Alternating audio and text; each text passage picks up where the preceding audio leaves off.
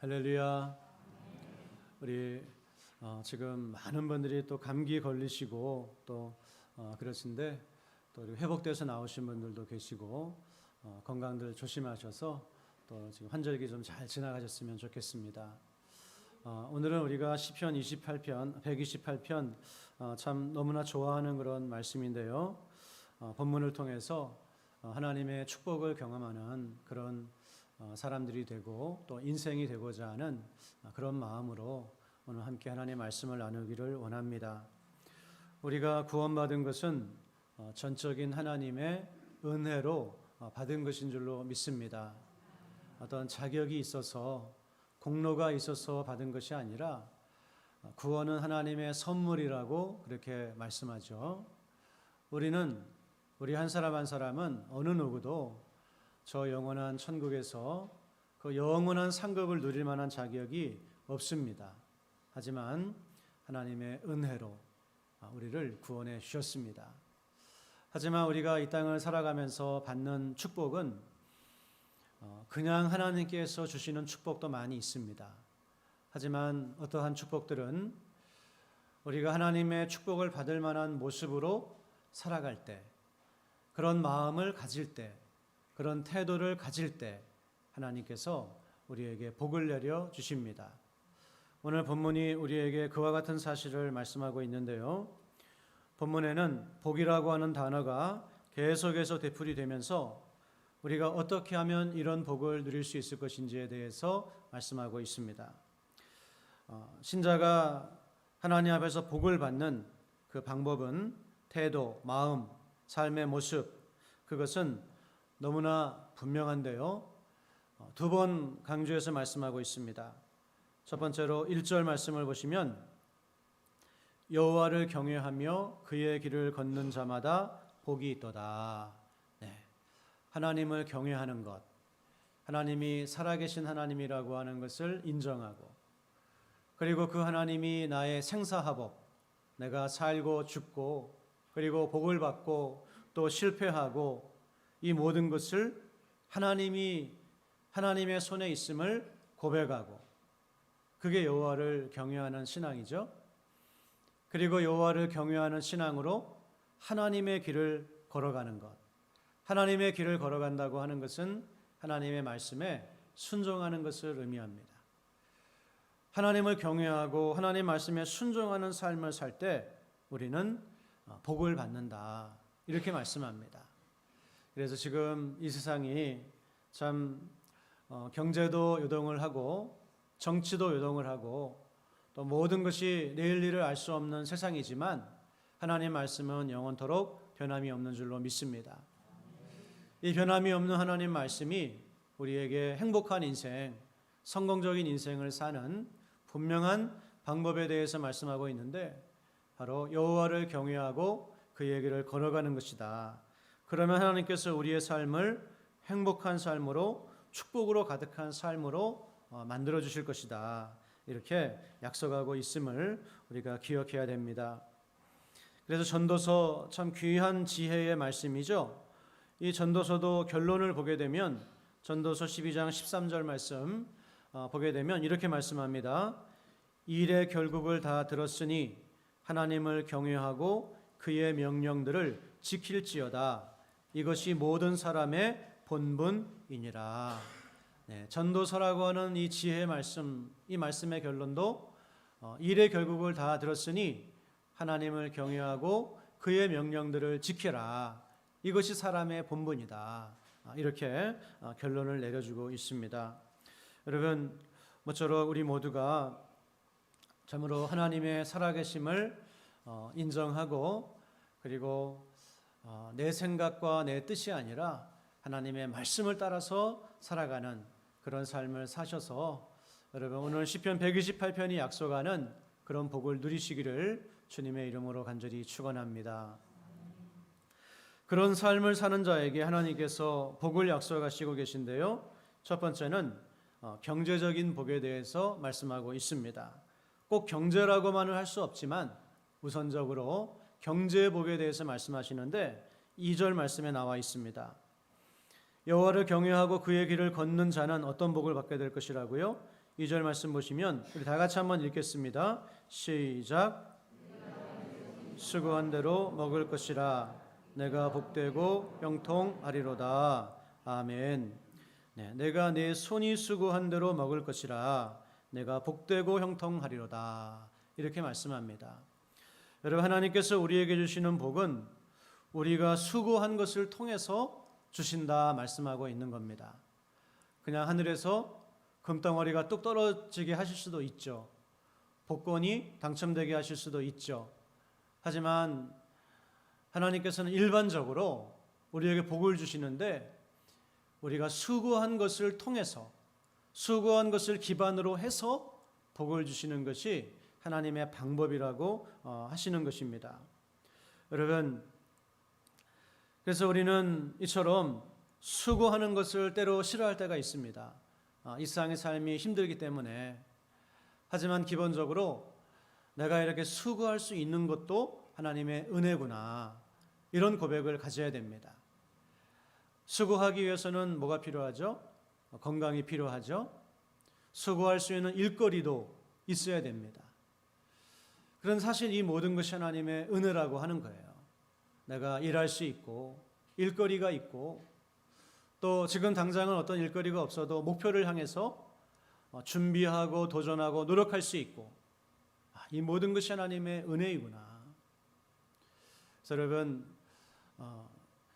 그 사람이 일하는 것이 저주가 되었지만 일 자체는 저주가 아닙니다.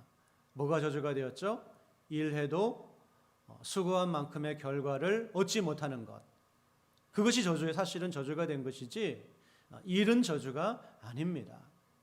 그러므로 우리는 우리의 일터에서 물론 더 좋은 직장을 얻기 위해서 노력을 하고 또 더 좋은 대우를 받기 위해서 노력을 해야 되지만, 지금 일하고 있는 부분에 대해서 내가 이렇게 수고할 수 있는 것도 1차적으로는 하나님의 은혜라고 하는 것을 고백하면서 성실하게 최선을 다하는 그런 삶을 살아야 하는 것이죠. 그리고 여호와를 경외하는 믿음으로 수고하는 삶을 살 때 하나님은 복을 주시는데 어떤 복을 주신다고요? 수고한 대로 먹을 것이라 내가 복되고 형통할 것이다. 단순히 먹는 문제가 아니라 수고한 대로 누리게 될 것이다. 수고한 대로 만족을 누리게 되고 보람을 누리게 되고 기쁨을 누리게 될 것이다. 이런 말씀입니다. 일상의 삶을 한번 보십시오. 열심히 노력했는데 그 노력이 다 허사로 돌아가 버리는 일들이 이 세상에는 너무나 많이 있습니다. 나름대로 열심히 살았는데 그 결과를 거두지 못하는 일들이 너무나 많이 있습니다. 그런데 우리가 하나님을 경외하면서 그분의 말씀에 순종하는 삶을 살려고 할 때 하나님께서 우리의 삶을 붙들어 주셔서 오늘 우리가 땀 흘리고 수고하고 애쓴 것에 대해서 합당하게 풍성하게 거두게 하신다라고 하는 거예요. 그리고 우리의 삶을 복되고 형통한 삶으로 인도해 주신다고 하는 거예요. 여러분, 우리 사랑하는 낙원의 성도님들, 정말 수고하고 애쓴 만큼의 열매를 거두는 복된 삶들이 되시기를 주님의 이름으로 간절히 축원합니다. 여호와를 경외하고 그분의 길을 걷는 그런 삶을 살 때 우리는 우리의 수고가 절대로 헛것으로 돌아가지 않도록 하나님께서 붙들어 주시고 축복해 주신다고 하는 거예요. 얼마나 위로가 되는 말씀입니까? 오늘 전도서 2장 24절 말씀을 보니까 이렇게 말씀합니다. 다 같이 한번 읽겠습니다. 시작. 사람이 먹고 마시며 수고하는 것보다 그의 마음을 더 기쁘게 하는 것은 없나니 내가 이것도 본즉 하나님의 손에서 나오는 것이로다. 아멘. 네, 사람이 먹고 마십니다. 수고합니다. 그러면서 기쁨을 누립니다. 그런데 이건 역시 하나님의 은혜라고 하는 거예요. 그러므로 우리는 수고할 수 있는 것을 감사하면서, 그리고 하나님께서 이 모든 것을 헛것이 되지 않도록 붙들어 주시기를 기도하면서 여호와의 길을 따라 걸어가는 그런 믿음의 사람들. 또 전도서 3장 13절 말씀, 5장 18절 말씀도 마찬가지입니다. 우리가 수고할 수 있는 것이 하나님의 은혜라고 하는 거예요. 그래서 여러분, 여호와를 경외하면서 믿음의 길을 걸어가시고 그리고 매일매일 최선을 다해 수고하는 삶을 살아가시고 그것을 하나님께서 절대로 헛것이 되게 하지 않고 30배, 60배, 100배로 거두게 하시는 그런 은혜를 다 누리시기를 바랍니다. 그리고 여호와를 경외하며 그의 길을 걷는 사람들은 그의 하는 일과 경제와 삶의 부분뿐만 아니라 그 가정을 하나님께서 붙들어 주신다. 이렇게 말씀합니다. 오늘 3절 말씀입니다. 3절 말씀을 보면 내 집 안방에 있는 내 아내는 결실한 포도나무 같으며 내 식탁에 둘러앉은 자식들은 어린 감람나무 같으리로다. 여호와를 경외하는 자는 이같이 복을 얻으리로다. 예. 사랑하는 배우자, 아내, 남편, 본문은 남편을 중심으로 말씀하고 있지만 또 아내는 또 남편을 가리켜서 이야기할 수가 있겠죠. 그런데 그 배우자, 아내는 어떤 모습 같다고요? 예, 결실한 포도나무 같으며, 그래서 이 포도나무가 얼마나 큰 기쁨을 주는 나무인지 모릅니다. 비록 나무 자체는 목재로 쓸 수 없는 그런 덩굴과도 같은 모습이지만 이 포도나무에서 정말 풍성한 그런 열매가 맺혀지고 그 열매는 하나님과 사람에게 큰 기쁨을 주는 그런 열매인 것을 보게 돼요. 그래서 배우자를 통해서 이렇게 기쁨을 누리게 될 것이다. 하나님을 경외하는 가정, 그 가정에는 이와 같은 기쁨이 있을 것이다. 부부가 한 마음으로 하나님을 경외하고 한 마음으로 하나님의 뜻을 따라 살아가려고 할 때 얼마나 아름다운 그런 서로가 서로에게 복이 되는 그런 역사가 일어난다고 하는 거예요. 특별히 이 아내가 지금 어디에 있습니까? 3절 말씀 보면 내 집 안방에 있는 내 아내라고 말씀합니다. 안방은 부부만의 공간이죠. 거실이나 사랑방이나 이런 것은 외부 손님들도 들어올 수 있지만 안방은 사실 부부만의 공간입니다. 그런데 아내가 지금 어디에 있어요? 안방에 있어요. 이것은 부부 사이에 친밀한 기쁨을 나누는 그런 모습을 묘사하고 있는 것입니다. 우리가 이 세상을 살아가면서 많은 즐거움을 누릴 수 있지만 서로 인간관계 속에서 친밀함을 누리는 것 굉장히 큰 기쁨입니다. 그런데 특별히 이 친밀함을 어디에서 느껴요? 부부 사이에서 느낄 수가 있다라고 하는 거예요.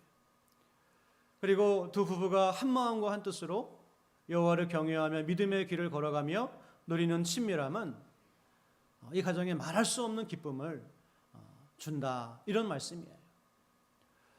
하지만 현실적으로 우리의 삶에는 이렇게 한 분만 믿는 분들도 많이 계시고 또 사별한 분도 계시고 또 여러 가지 그런 이유가 있습니다. 그러나 중요한 것은 친밀함의 복을 하나님께서 주실 줄로 믿습니다. 배우자를 통해서 누릴 수 없는 분은 하나님께서 하나님과의 친밀함을 누리게 하시고 또한 때로는 목회자와의 친밀함을 누리게 하시고 때로는 사랑방 식구들과의 친밀함을 누리게 하시고 이런 친밀함 속에서 살아가는 그 성도는 그 삶은 너무나 행복한 삶이에요.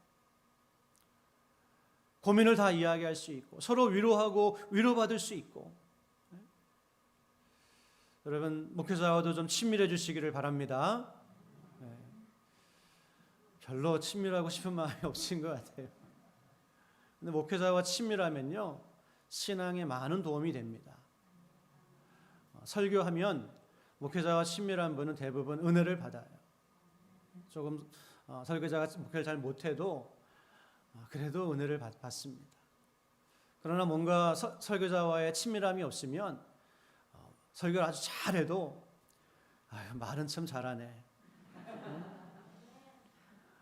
은혜가 안 되는 거예요. 그래서 여러분 제가 많이 부족하지만 여러분의 신앙을 위해서라도 목회자를 좀 친밀하게 생각해 주시고 좀 긍휼히 여겨 주시고 그런 친밀함이 있으시기를 바랍니다. 그래서 이처럼 여호와를 경외하는 사람에게는 하나님께서 배우자를 통해 주시기도 하시고 믿음의 형제 자매를 통해 주시기도 하시고 때로는 골방에서 하나님을 만나는 그런 친밀함을 통해서 친밀함의 복을 주신다는 거예요. 지금 우리 산상설교의 말씀을 나누고 있는 시간인데요. 다음 주 설교가 골방에서 하나님을 만나자고 하는 그런 이제 주제입니다. 그래서 우리는 골방에서 하나님을 만나면서 하나님과의 친밀함을 누리며 살아갈 수 있는 그런 사람들이에요. 그리고 또한 이제 아내는 그런 안방에 있는 결실한 포도나무 같고 또한 자녀들은 어린 감람나무 같으리로다. 이렇게 말씀합니다. 그래서 자녀들이 감람나무는 감람나무인데 어린 감람나무라는 거예요. 그리고 특별히 이번에 자녀들은 어디에 있죠? 식탁에 둘러앉아 있는 어린 자녀들입니다. 그래서 여러분, 이 식탁은 유대인들에게 있어서 어떤 의미가 있는 장소인가 하면 부모가 자식에게 말씀을 가리키는 장소입니다. 대표적으로. 그래서 유대인들은 항상 식탁에서 어머니가 자녀들에게 그 음식을 나누어 주고 할 뿐만 아니라 아버지가 이 자녀들에게 말씀을 가르쳐 주는 장소가 식탁이라고 하는 거예요. 그런데 이 감람나무들이 아직 어립니다. 그런데 감람나무의 특징은 뭐냐 하면 오래 산다는 거예요. 몇백 년을 삽니다. 길게는 1000년도 간다 그래요. 그리고 이 시간이 지날수록 더 좋은 열매들을 생산해낸다고 합니다. 그런 이미지를 가리키고 있어요.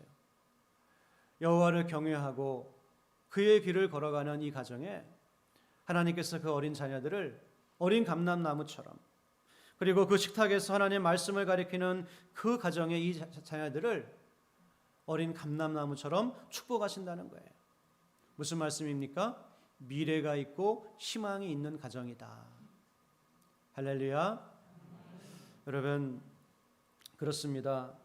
하나님의 복은 우리에게 우리의 수고를 통해서 임하시는데요, 친밀하기 위해서 노력을 해야 됩니다. 그리고 우리의 자녀들을 어떻게 해야 됩니까? 세상에서 그냥 1등하고 좋은 대학 가고 그것이 전부가 아니라 이 아이들을 어려서부터 식탁에 앉혀놓고 하나님의 말씀을 가리키고, 이 아이들이 좀 성장했으면 일방적으로 가리키는 것이 아니라 내가 오늘 은혜 받은 하나님의 말씀을 식탁에서 나누기도 하고, 또 내가 도전받은 말씀을 나누기도 하고, 일방적으로 가리키면 자녀들이 노하죠. 잔소리로 받아들입니다. 그러나 내가 경험하고 맛본 말씀을 그렇게 경험적으로 가리키면 자녀들도 은혜를 받아요. 그리고 수긍을 합니다. 여러분, 세상에서 아무리 그 올바른 이야기를 해도 엄마 아빠가 이야기하면 이상하게 자녀들은 안 듣는 것 같아요. 근데 어디서 굉장히 막 감동받은 표정으로 하고 와가지고 이런 얘기를 제가 들었는데 정말 맞는 얘기 같아요. 지보다 한두 살 더 먹은 그 형이 이야기해 준 거예요. 언니가 이야기해 준 거예요. 근데 그 얘기 가만히 들어보면 엄마 아빠가 옛날에 계속 했던 이야기예요. 근데 엄마 아빠가 이야기할 때 안 듣는데 이상하게 유튜브에서 또 선배가 그렇게 이야기하는 거는 굉장히 감동을 받는 것 같아요. 그러나 여러분, 그래도 부모가 자녀들을 앉혀놓고 식탁에서 하나님의 말씀으로 계속 가르치는 겁니다. 그렇게 할 때 안 듣는 것 같아도 다 듣는 거예요. 그러면서 그 말씀이 자녀들의 생각과 삶에 스며들어서 이 아이들이 힘들고 어려운 일 만나도 엄마 아빠로부터 들은 말씀을 기억하고 용기를 냅니다. 그리고 잘못된 길로 가다가도 그 말씀을 기억하고 다시 돌이킵니다. 그래서 감람나무가 수백 년을 살면서 많은 열매를 맺는 것처럼 믿음의 가정의 자녀들은 그와 같은 복을 누리게 된다는 거예요. 모쪼록 여러분의 자녀들이 식탁에 둘러앉은 어린 감람나무가 될 수 있기를 주님의 이름으로 간절히 축원합니다. 그래서 여호와를 경외하고 그의 길을 걷는 사람들은 이런 경제적인 복, 사회적인 복을 누릴 뿐만 아니라 그 가정까지도 하나님의 복을 누리게 된다는 거예요. 그리고 마지막으로 5절과 6절 말씀은 축복의 내용이면서 기도라고 할 수도 있습니다. 우리 5절과 6절 말씀 다 같이 한번 읽어보도록 하겠습니다. 시작.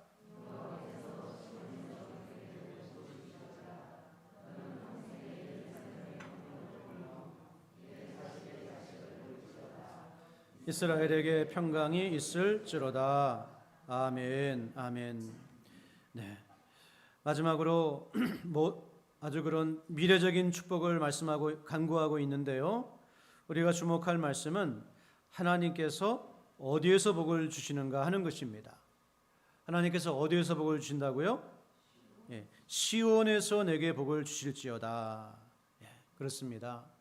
하나님은 우리에게 복을 주시되 시온에서 복을 주신다고 하는 것을 꼭 기억하시기를 바랍니다. 시온은 어디를 의미할까요? 시온이나 예루살렘이나 다 같은 장소인데요. 특별히 시온 할 때 유대인들이 의미하는 것은 성전을 의미합니다. 성전이 있는 곳이 바로 시온이고 성전이 있는 곳이 예루살렘입니다. 시온에서 복을 주신다고 하는 것은 하나님께서 성전에서 복을 주신다라고 하는 그와 같은 말씀이에요. 그러면 이 성전을 신학적으로 오늘 이 시대로 이해하게 되면 어디로 이해할 수 있습니까? 교회입니다, 바로.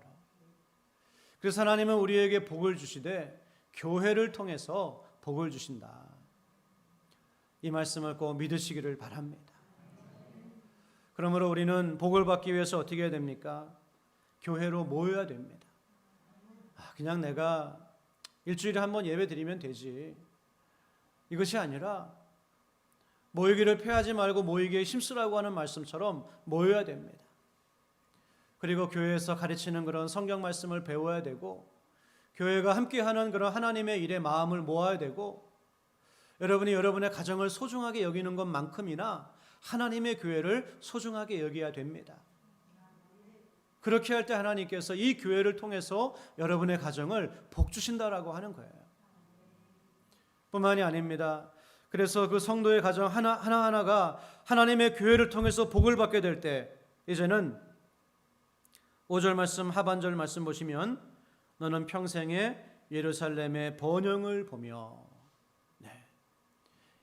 성도 한 가정이 복을 받으면 이제는 예루살렘이 번영하게 됩니다. 예루살렘은 마찬가지로 교회를 의미하는 거예요. 성전을 의미하는 거예요. 여러분 교회가 결국은 어떻게 번영하게 됩니까? 우리 성도들의 가정 한 가정이 하나님으로부터 복을 받게 될 때 그 가정들이 모여서 교회가 번영을 하게 되는 거예요.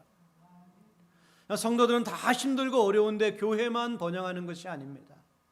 교회를 통해서 성도들의 가정이 복을 받고 그 복을 받은 성도들의 가정이 한 가정 모여서 하나님의 교회가 더 흥왕하고 힘을 얻어가고 귀한 일들을 감당해가는 그와 같은 역사가 일어나게 된다는 거예요.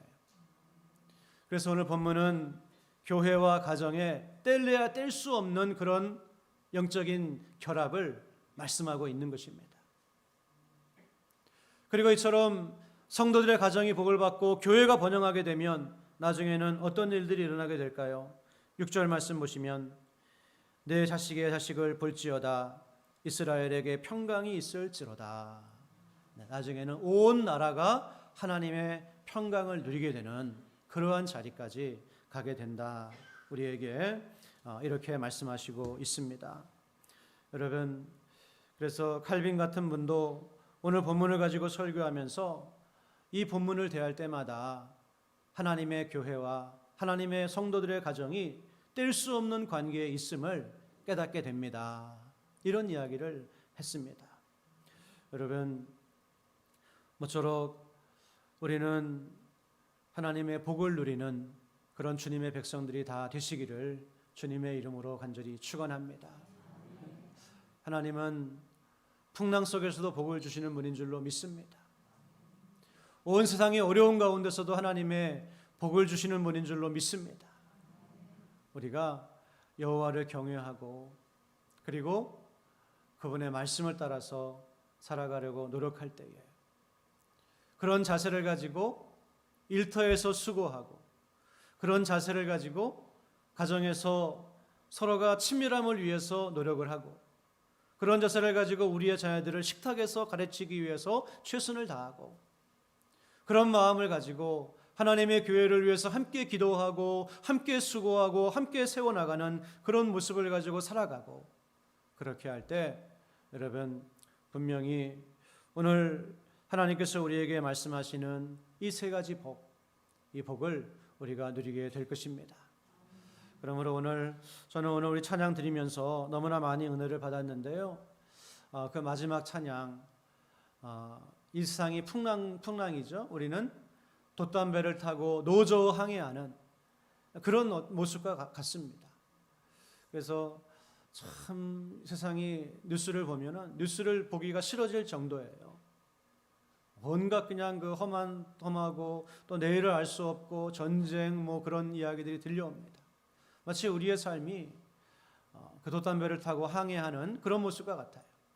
그런데 아까 제가 찬양 드리면서 너무 은혜를 많이 받았는데 그 돛담배에 누가 타고 계시다고요?